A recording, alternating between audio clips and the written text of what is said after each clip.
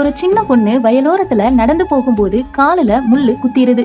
அந்த சின்ன பொண்ணும் வீட்டுல நொண்டிக்கிட்டே இருக்கு. அப்ப அவங்க அப்பாவும் காலை காட்டுமா, நான் முள்ள எடுத்து விட்டுறேன், கால்ல ஏதாவது முள்ளைங்கள மாட்டிருக்க போகுது அப்படின்னு சொல்றாரு.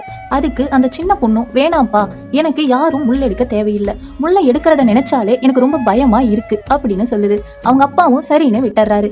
நேரம் போக போக அந்த சின்ன பொண்ணுக்கு கால் ரொம்பவே வலிக்குது. அந்த சின்ன பொண்ணு அவங்க அப்பா கிட்ட போயிட்டு, அப்பா முள்ள எடுத்து விடுங்க அப்படின்னு சொல்லுது.